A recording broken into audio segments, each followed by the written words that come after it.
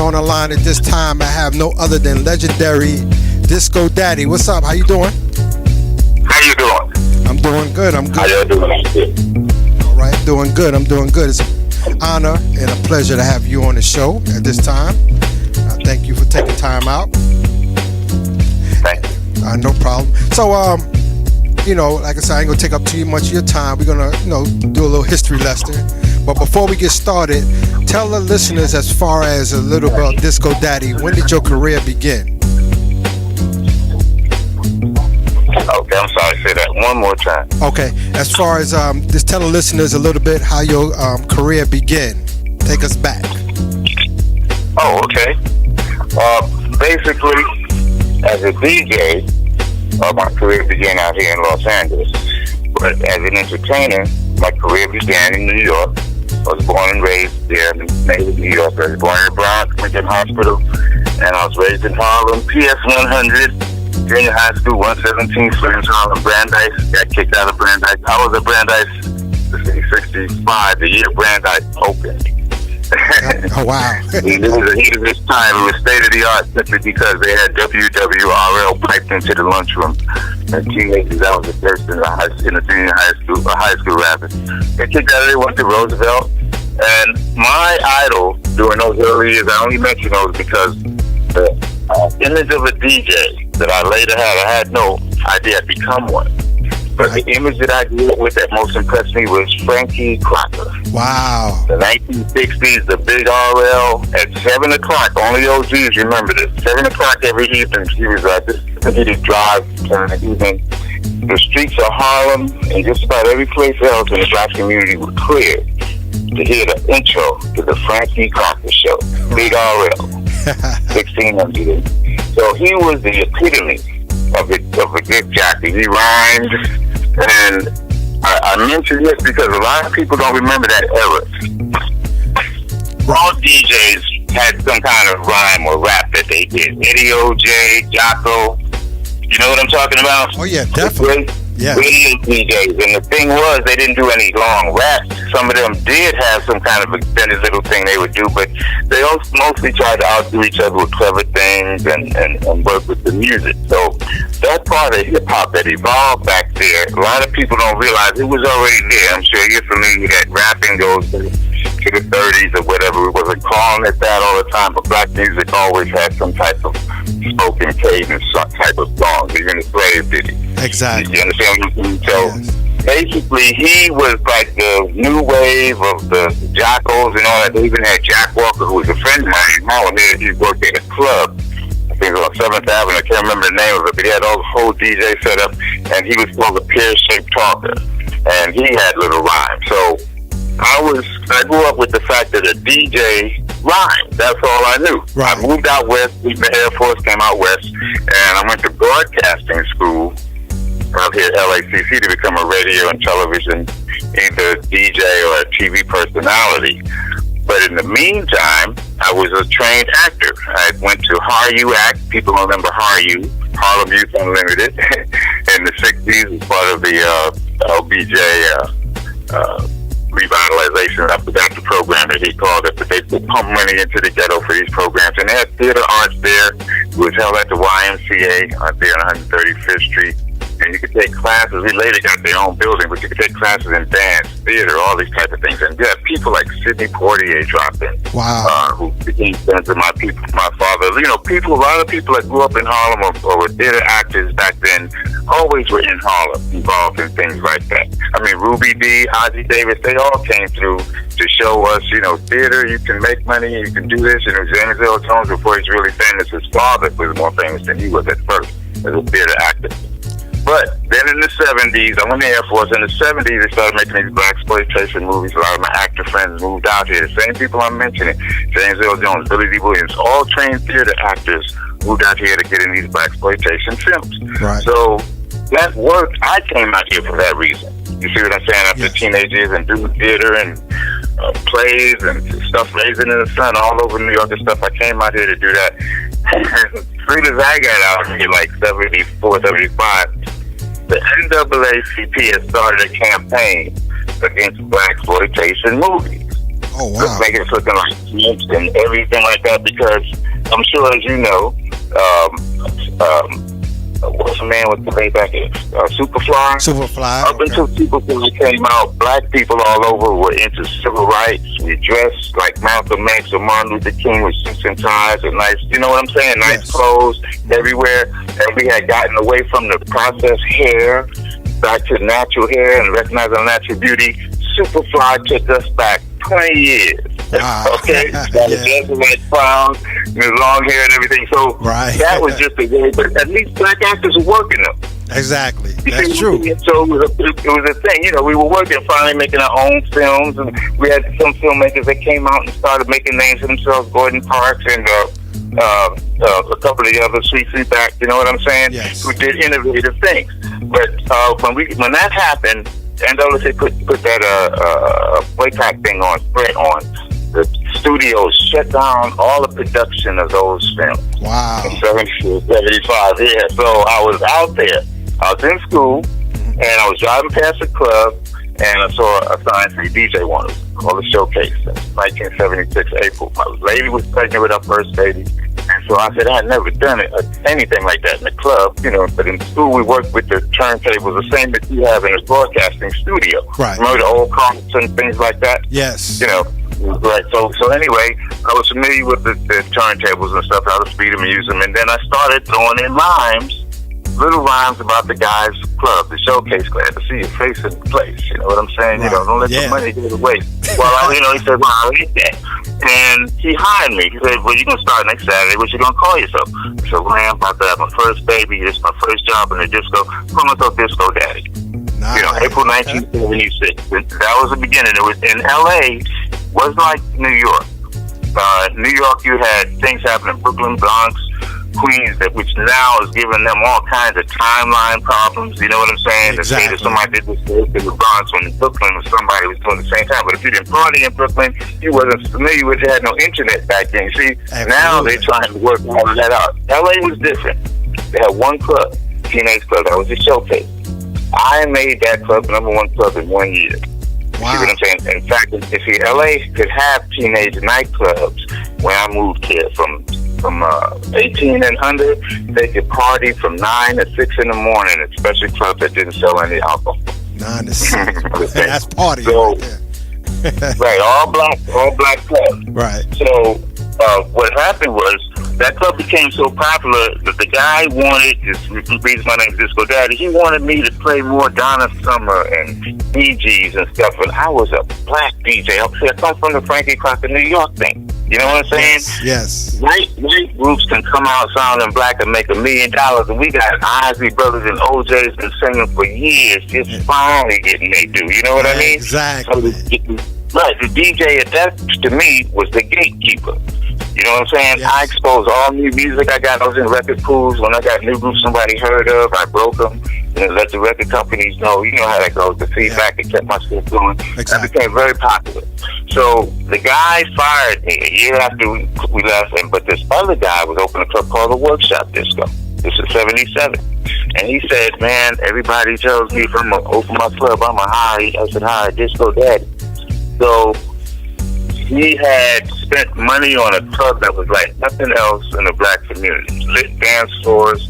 He copied it after this club called Osco's in Hollywood. It was called something else before that. But anyway, it's called Osco's. And they had lit dance floors and rooms in the back with couches and all that. Had nothing like that in the black part of town. He built that with the Class A sound system. Wow. Okay. With the glass enclosure for the DJ. He was serious to have no club like that. When it was for teenagers.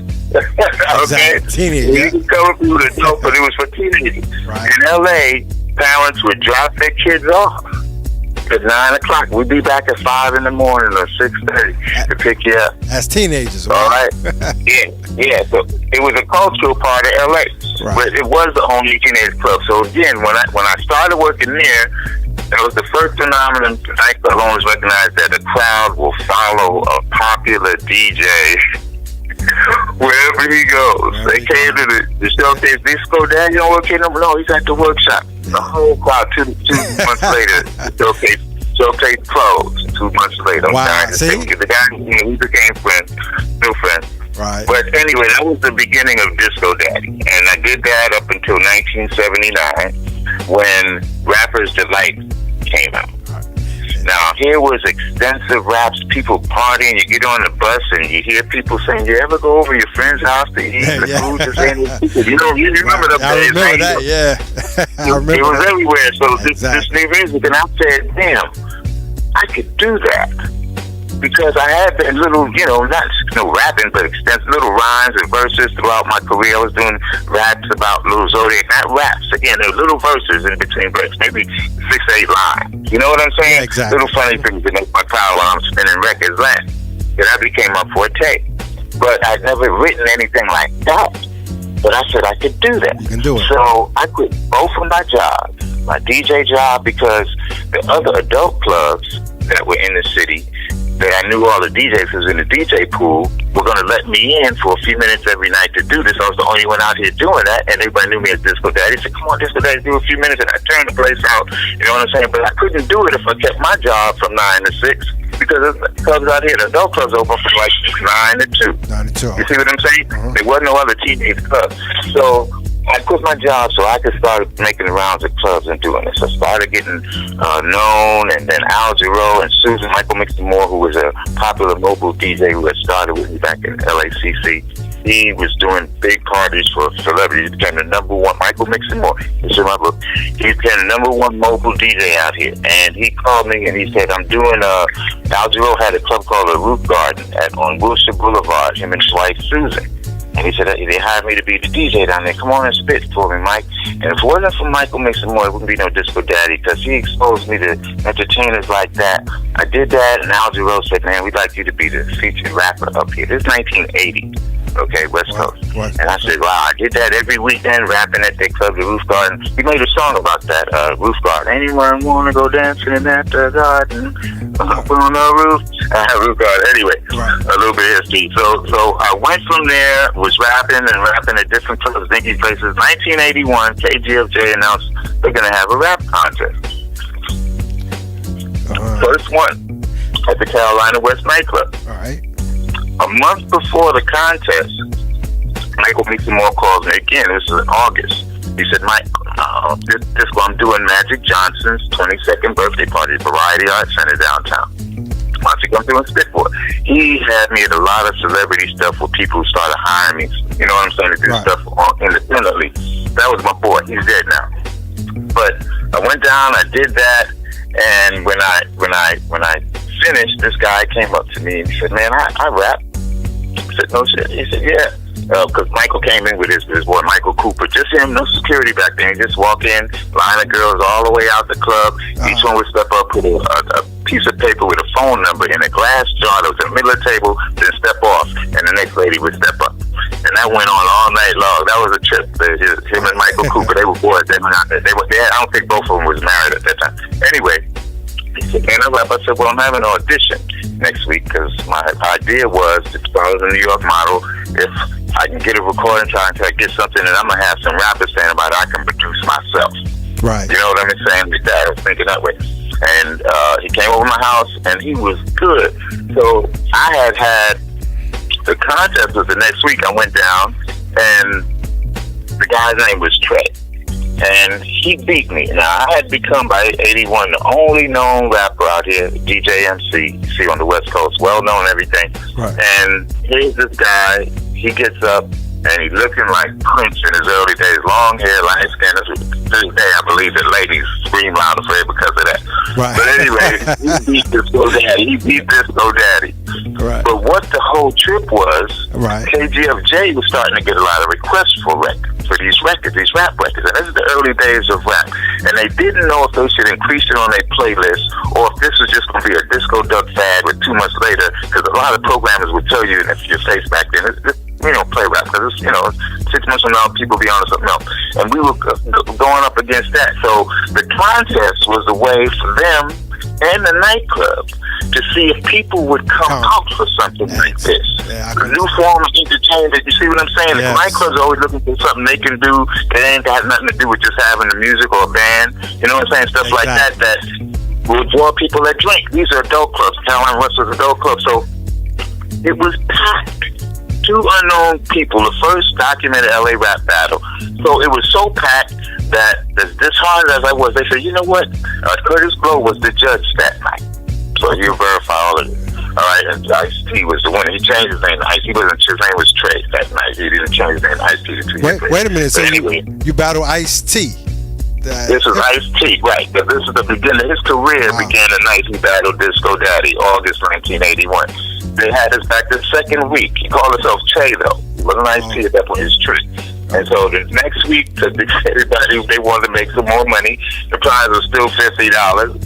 So the next week, I went back, but we were still doing the old, I'm the baddest, I'm the flyest, all you sucker MCs, that kind of stuff. Because old school battles weren't dissing each other like it evolved into about an 8 Mile with Eminem and all of that. Right. It was just saying your baddest, slickest lines, and the crowd actually judged it more like a poetry slam on who was just the slyest, made you laugh or whatever, you know, the funny like things like that. Right. So he did the same thing. I did the same thing, but I went back to my DJ days. He was never a DJ. And the things that I would say to the crowd to get them going, like most DJs.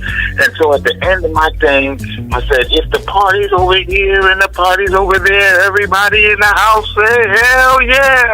And they exploded. You see what I'm saying? Yeah. And I learned something right there. And the hip-hop people are waiting. They want to get involved. They want to be in there, you know. That's why all the throw your hands in the air and all that stuff works.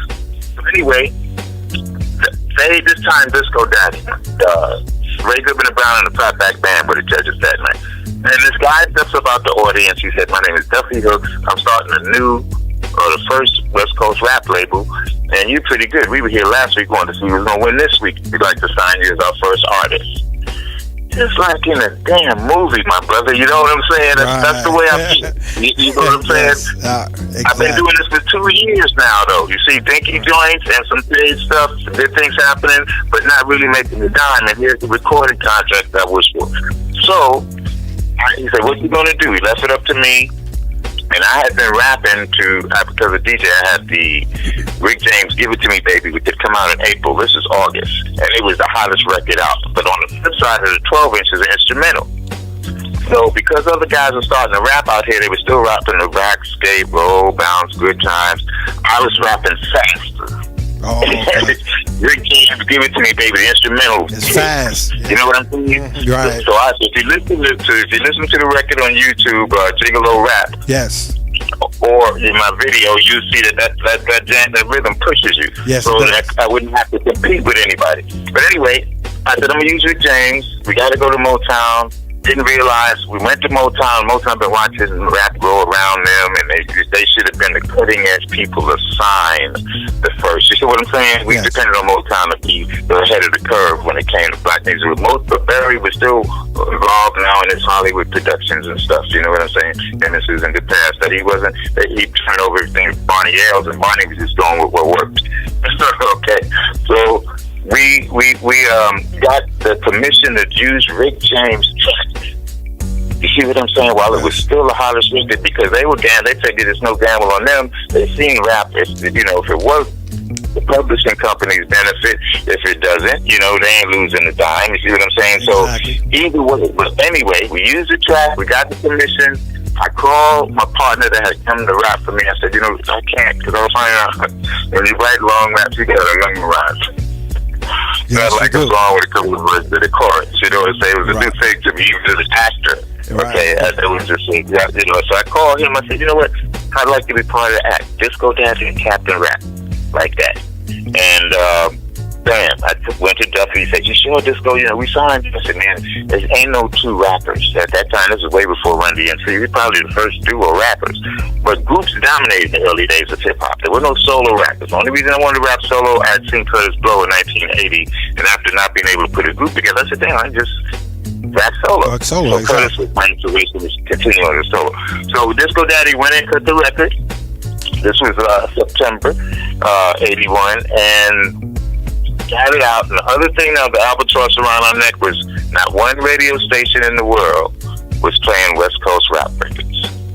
No one had broke that glass ceiling. There was cats out here cutting records and stuff, but they weren't even being played by West Coast.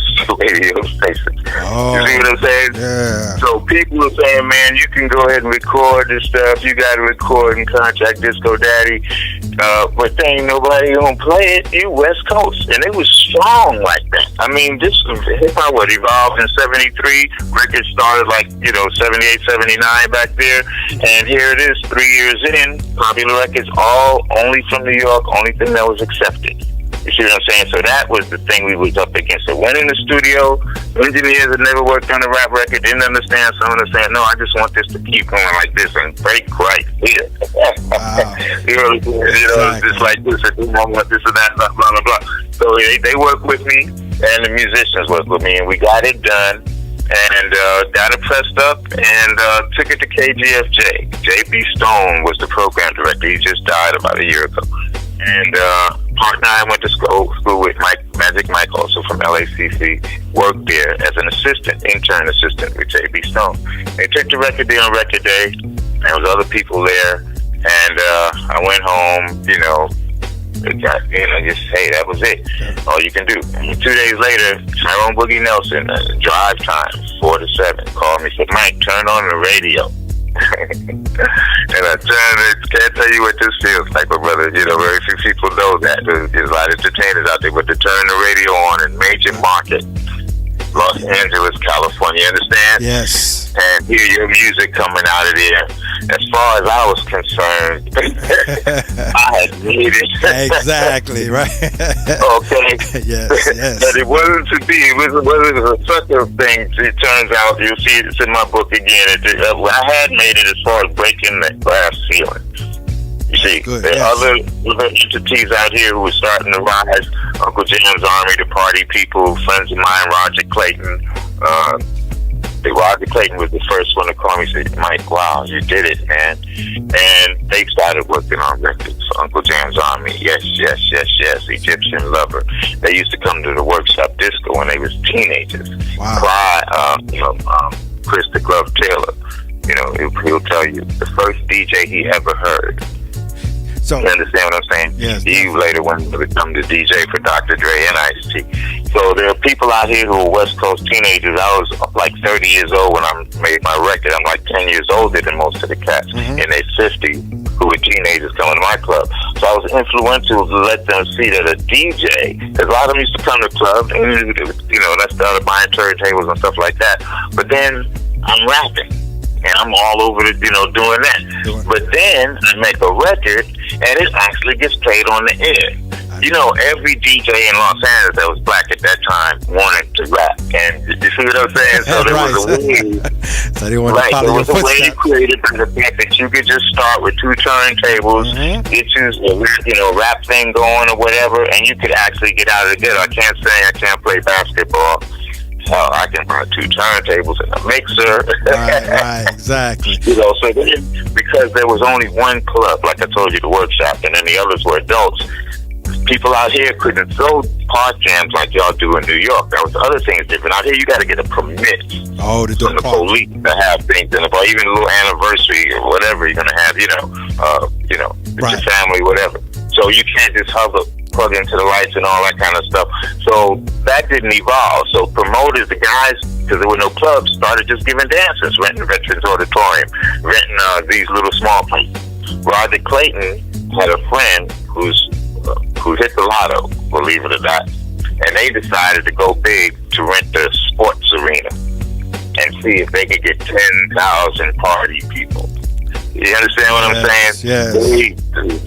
They took it for a stretch, but that's what other people did in the meantime until they got big. Then that was the age of the party promoters, and I would say that would go from like 80 all the way on up, because they don't have big party promoting groups now, but from the 80s to about 90, 95, and it started dying out. But everybody had their little groups that they followed and stuff. We did have a period of promotions and stuff, but again, they did have flyers. They just started, not the kind of flyers you have in New York, but the regular ones, the big ones you get printed about 3 feet or whatever. Right. The dances and stuff. But that began again about 83, 84, like that, with the rise of Roger Clayton and Uncle Jam's Army, and then they had competing groups against his. The other groups could just never get the money to rent the sports arena and pay for insurance and all that. So Roger, the first night he gave one that was successful, he had money to just keep rolling. You know what I'm saying? Right. And it just became a thing, you know. So anyway, a lot of DJs out of that became popular and everything and started making records, and they still exist. But that was short-lived. Duffy sold the track. The first thing that happened when the record was released, and you got to cut me off, let me know. The first thing that happened when the record was released was that he was unprepared. Duffy Hooks, the guy signed me, to actually, because back then you got to go pay to get records printed up. Oh, okay. Not just the little few that you got as promo copies. You're on the air in major markets. Right. It caught him totally off guard. You see what I'm saying? So he had to go and ask, like Cletus Anderson, who owned a VIP record chain. Cletus Anderson, another person should have interviewed one day. He produced Captain Bad Times, that he was integral as far as he owned a chain of record stores called VIP Records, and he was the first one to recognize, hey, this music, I got to get in here some kind of way. When Captain Rap record and I was out, he rented a stage, VIP Records on Crenshaw, flew out the Sugar Hill Gang, and the Sugar Hill Gang and Disco Daddy and Captain Rap, the first successful East Coast and West Coast groups, performed together on stage. The street was packed. Crenshaw had to be closed down. It was a historic concert. Yes. The only time we performed, well, remember that. We talked to Mike. The first concert out here, they performed with Disco Daddy and Captain Rap. Cletus had hired this guy to own the Scoop newspaper, do all his filming and pictures. And a year or two later, when we went to ask him for the Scoop newspaper had burned down, and all of their footage, historical documents, everything like that went with it. Man. Jim Sears had never kept any personal pictures. He put everything in storage inside his office building, and it burned down, taking all those historic pictures.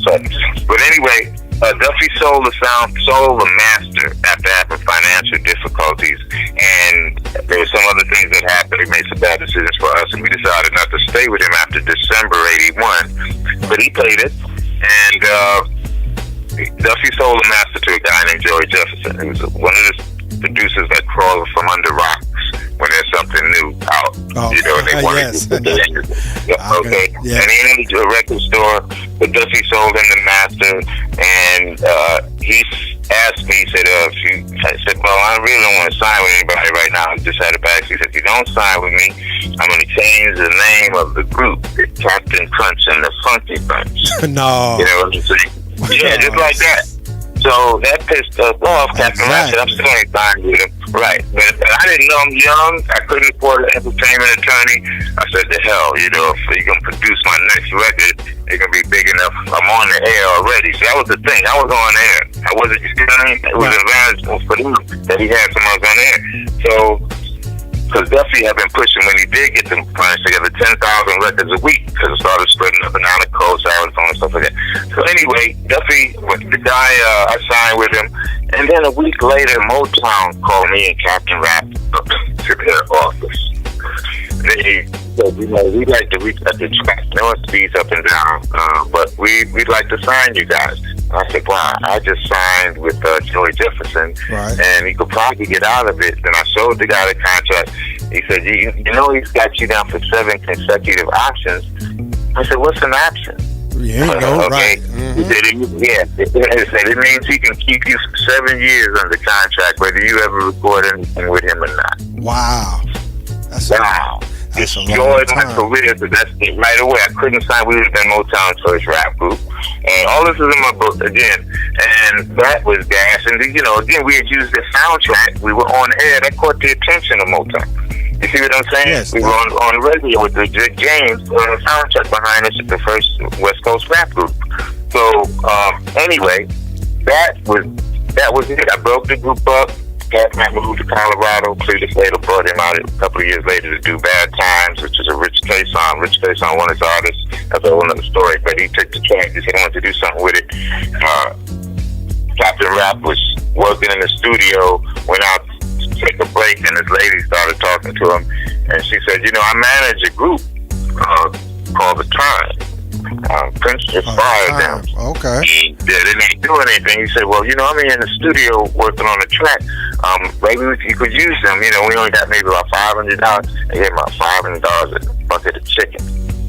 And try to get that for that Jimmy Jam and Terry Lewis. And they came in, they took the Reach the soundtrack, and they just started working and came out with Bad Times. And it went to number 23 on Billboard. But it was their first project after Prince had signed them.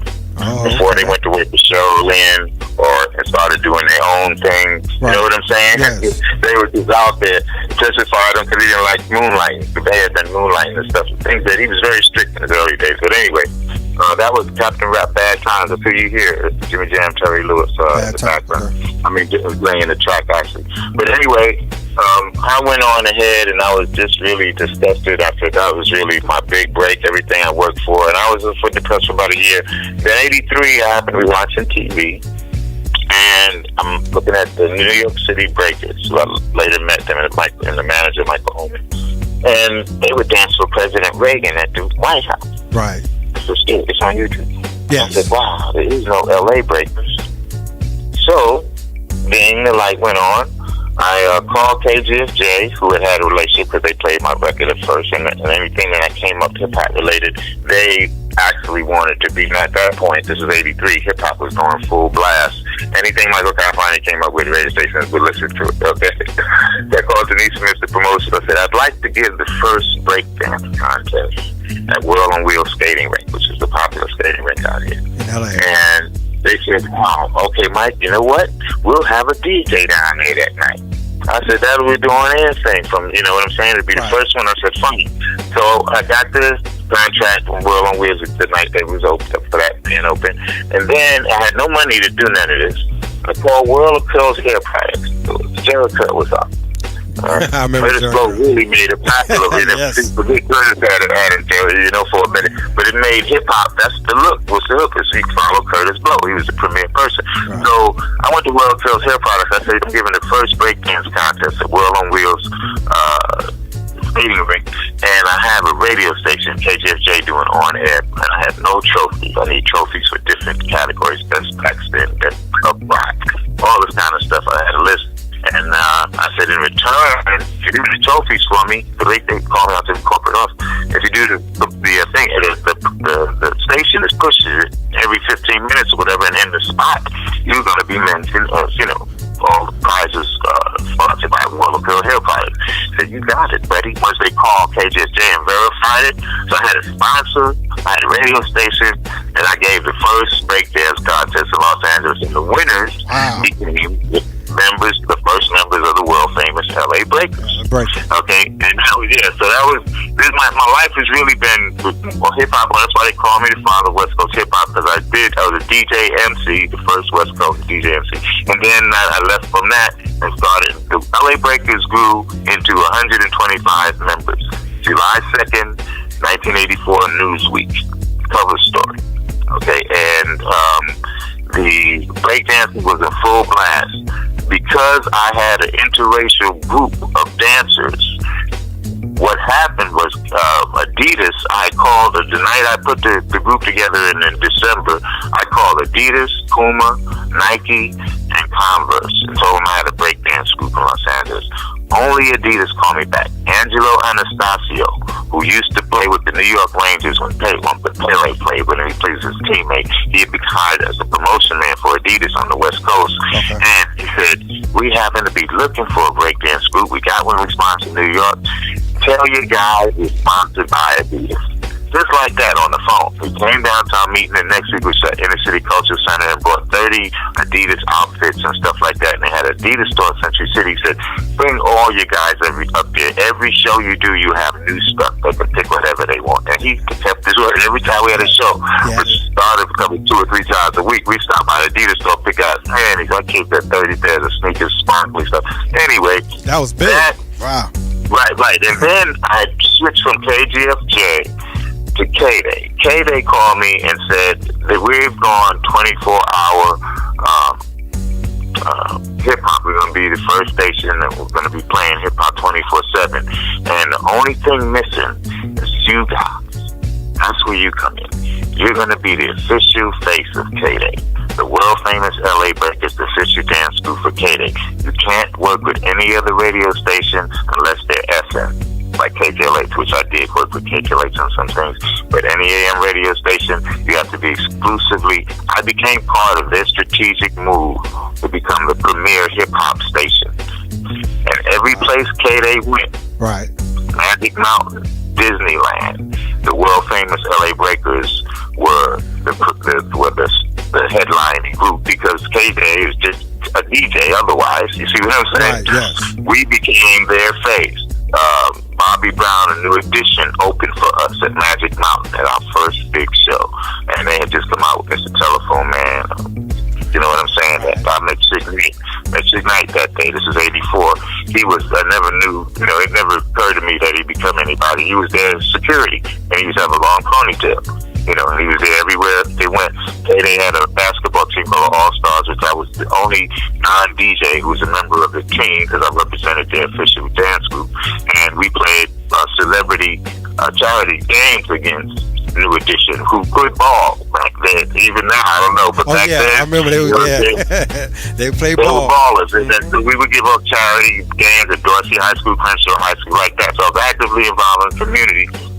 And we became after we became for them, McDonald's. A guy named Jack Kent came down to our rehearsal and heard about us and came up to me. I had white, black, Filipino dancers, Chinese. It wasn't all black type of group. And then I had gone to 125 dancers.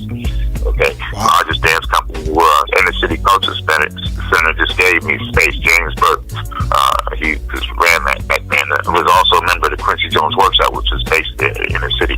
That's a whole other story.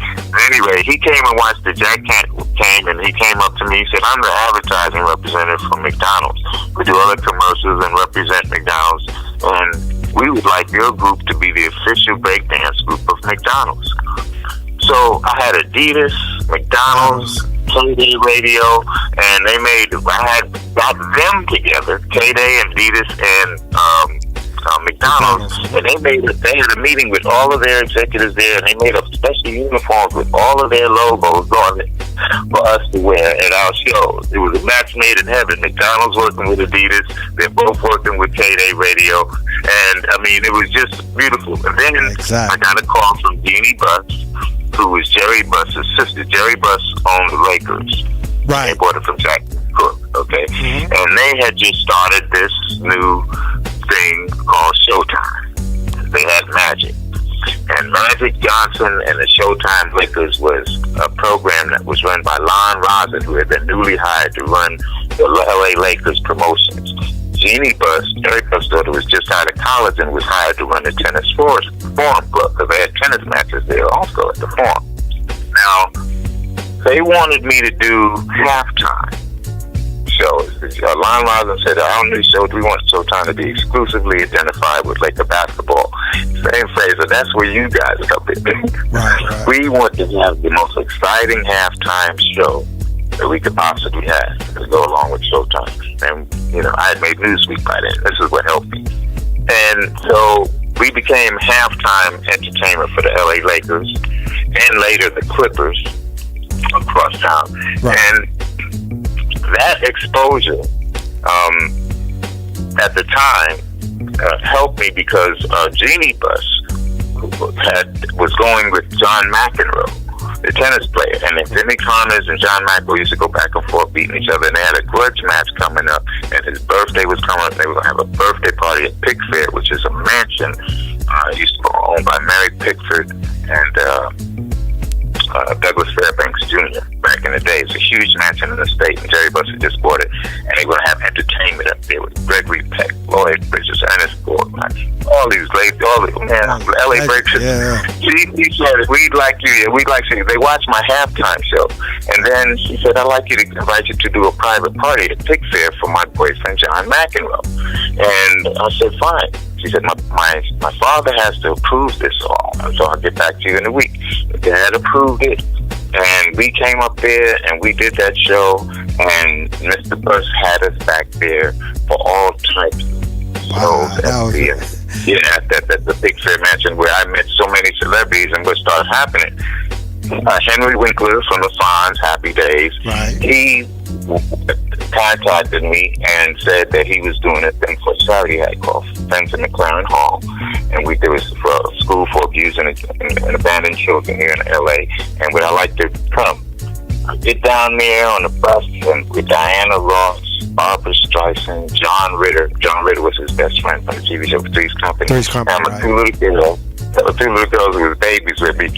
This one fell asleep, and John Ritter carried her around the whole day while we performed at the school for the kids. And I was busy, the kids wanted autographs, and I told my LA Breakers to hang around. I met Stan Lee, who came with Spider-Man from Marvel Comics. Stan Lee, he was there with Spider-Man in a costume.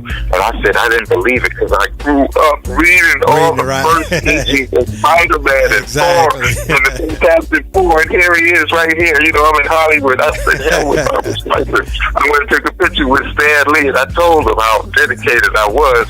I had all these, when they started coming out with Spider-Man stuff in the 62, 63, 64, I saved them all. I got some bad grades in 1965, and I came home, and my box of number 1 to 50 of Spider-Man, number 1 to 50 of Thor, number 1 to 50 of Fantastic Four.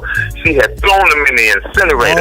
In the project of New York, we have incinerators. Yes. You know what I'm saying? I was for Delta Village Projects, and she said, until your grades improve, the hell with those comic books. I said, Oh, man. 20 years later, what you doing with those issues would be worth. I called my mother. And I said, Mom, I don't even want to talk about it. No, right? That was $5,000 to $10,000 a copy for some of those issues. Exactly. Anyway, I met Stan Lee. Right. So my life was taking a greater turn with the LA Breakers than it did with the recording. Tori Spelling, Aaron Spelling called me at home. What I did, they didn't have internet back then, but they had listing one piece telephone company, AT&T. So I called AT&T. You could pay for a business person. So someone called 411 and you ask for LA Breakers. They say just a second and give you the number. right. I paid for that, not anticipating that I'd make Newsweek or anything, or I'd be doing these big celebrity things. So people began calling me because when they found out they could just call and ask. So Aaron Spelling called me and he said, this LA Breakers? He said, look, I have a daughter. She's turning 11 years old. And what she wanted for her birthday, she said she wanted me to find LA Breakers. So glad you gave me a price. It's going to be at the Daisy in Hollywood. Tori Spelling. Okay, so I said, fine. And he said, my secretary will handle everything from this point on. So I knew who the hell Aaron Spelling was. Love Boat, Dynasty. Yes. You know what I'm saying? He's the most prolific producer in Hollywood. I'm thinking he's calling us for a show. Anyway, I go up, we did his birthday party, and about a week later, a guy named Rafael Berko called. He said, we represent the Lee and Eddie Talent Agency, which is one of the oldest established talent agencies in Hollywood, established in 1947. And we're getting calls for commercials. It's 1984, for commercials, for films, for breakdancers. We don't have any people who could do this. This was a unique time period. You see what I'm saying? They could get ballet dancers. They could get guys that could juggle with their teeth. You know what I'm saying? In Hollywood, you can find, but they couldn't find break dancers who were reliable. They could call if they could reach. Here I am in Newsweek with Newsweek, one paragraph in the article. In Los Angeles, Michael Calfani has 125 break dancers available for films, TV, and commercials. My phone rang every 30 seconds for 3 to 4 months. The day after that article came out in Newsweek, Nordstrom's department store, IBM renting a Magic Mountain for a day just for their employees, but they want us to perform. J. Walker Thompson, advertising agency, private parties for their employees. I mean, this was so. Anyway, I signed with Lee and Eddie. They started doing films and commercials. It was just a golden period for me, and. The other one was that I really wanted to meet that I didn't think I would was Katrina Bronson Holden. Katrina Holden, Charles Bronson's daughter, not his real daughter. Her 16th birthday, I think, is around April or so of '84, and she was friends with Spelling's daughter, Tori, even though she was 3 years younger. All the Beverly Hills kids, they all knew each other. We did parties in Manhattan, and then we became the group to call to do these private parties. Anyway, we were turning 16, and again, Charles Bronson. It's called to be on the phone. I said, yes, sir. We did her Katrina Holden's party, his 16th birthday. I took a picture with him, and it was just on and on like that. We did the thing with Dick Clark and Johnny Carson at the Malibu release concert that they used to have every year. In Malibu, where a lot of Johnny Carson and them used to live, they didn't have a hospital.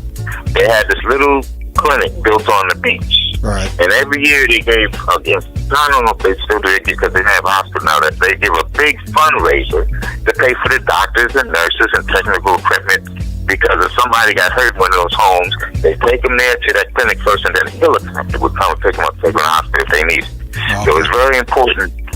Center there built right there near the beach in Malibu, and they have these big things. So Johnny Carson, Dick Clark, Miles Davis, and Cecily Tyson, people I never thought I would meet in my life. I'm on stage, and they're watching us turn out, because everybody that came here, Johnny Carson, they all came to see the world famous LA Breakers. We had white Rolls Royce limousines. Nice. Took us to the show. A guy came up to me after the show that we did for one of the entertainers and said, you guys do some big shows.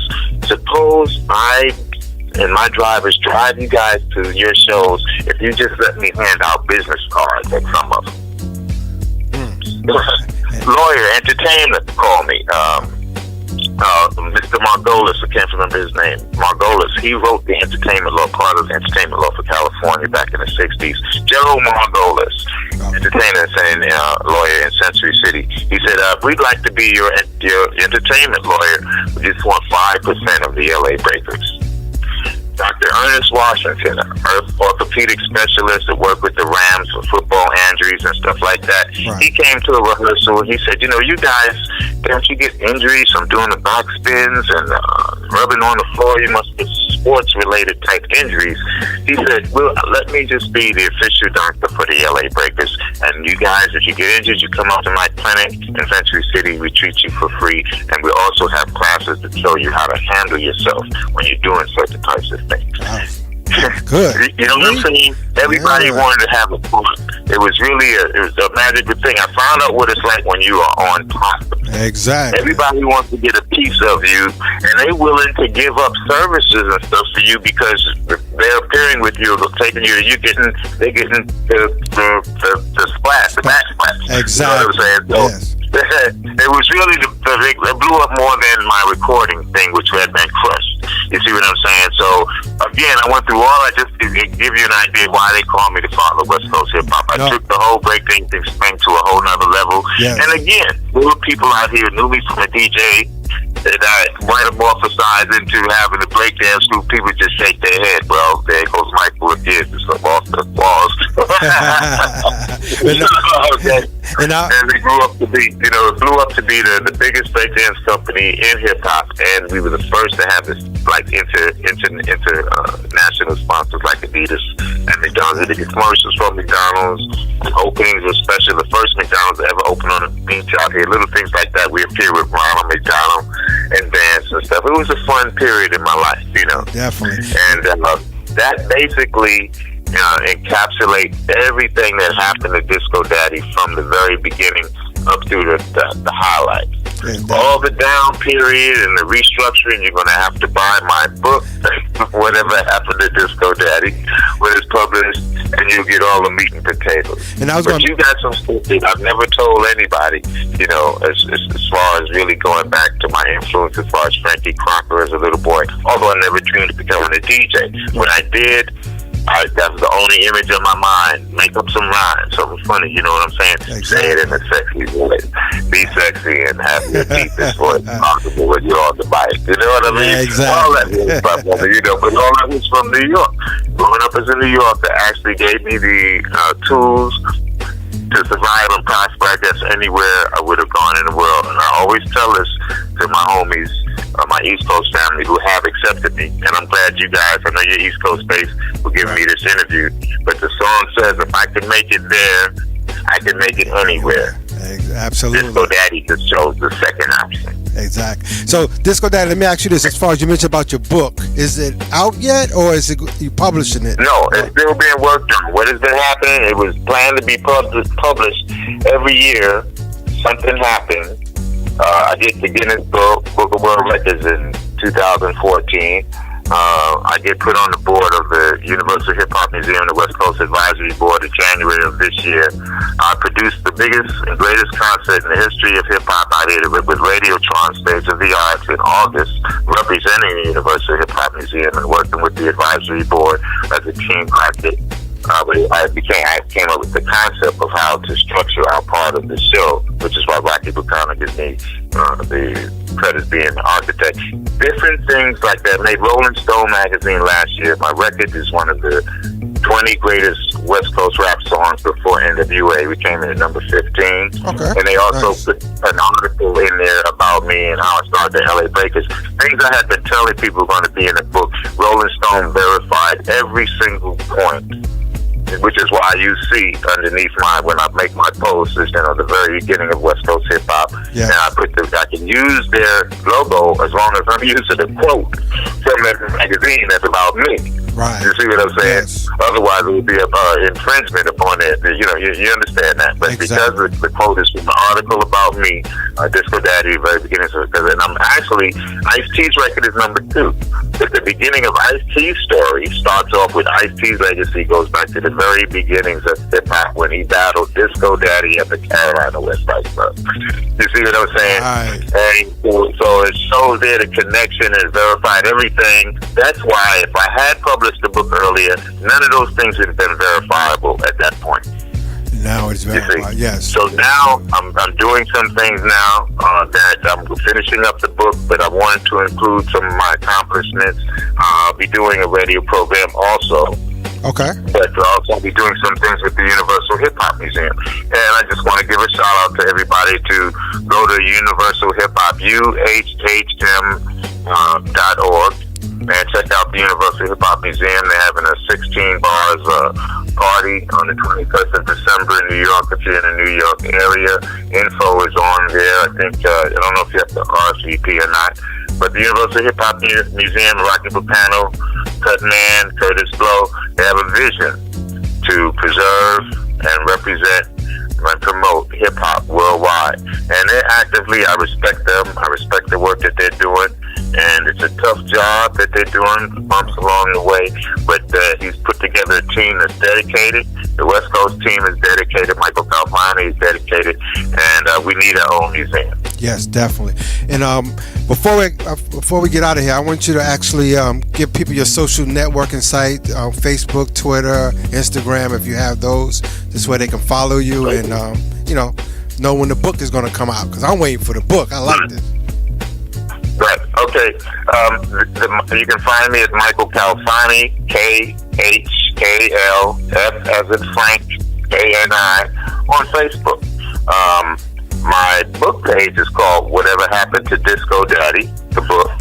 And you can go there, and I have the latest things, pictures that will be in the book, but things that also show that I'm still actively involved in hip-hop, still relevant. I still give back to my community, food giveaways, turkey giveaways, toy giveaways. I urge other entertainers to give back if you're so blessed. You see what I'm saying? So I'm not just out there trying to promote myself. I'm part of this community, and anything that I do is about giving back to it. So you can check me out on those two, Whatever Happened to Disco Daddy, the book, or Michael Calfani on Facebook. And on YouTube, First West Coast Rap Records, Gigolo Rap, Zodiac Rhymes, which I recorded early. And I just want to tell people that, like my mother used to tell me, dream big. Yes. Dreams do come true. Yes, definitely. And I want to thank you again. I'm going to call you the multi-talented legend, Disco Daddy. You did a lot, and I appreciate the history tonight for the listeners and myself, because like I said, now I get to know more about you, and like I said, can't wait till the book come out, and much continued success. You guys will be the first to know. Tanya, you guys will be the first to know. Okay, it should be more than 2-3 months. We want to do this right, and I'll naturally be doing book signings and stuff, but I really want to try to coordinate some stuff with the museum's activities, right? So I can spread the word of the museum simultaneously while I'm trying to promote the book. So as you can see, we got some logistical things and things that I've got to do some vision 3 or 4 months down the road. But you guys rather be the first to know. All right, I appreciate that. All right, and like I said, once again, continued success to you, and I thank you for coming to the show and to Hotline Radio. You have it's not night there in LA, so have a good afternoon. Thank you. Thank you for having me. All right, no problem. Peace, my brother. All right, peace. And all the people out there that's listening to this show, I appreciate this man giving me an opportunity to be here. You could choose 1,000 other people, but you chose me, and I'm honored and humbled. I'm definitely honored and humble myself. And thanks a lot, Disco Daddy. Thank you, my brother Mike. Okay, all right.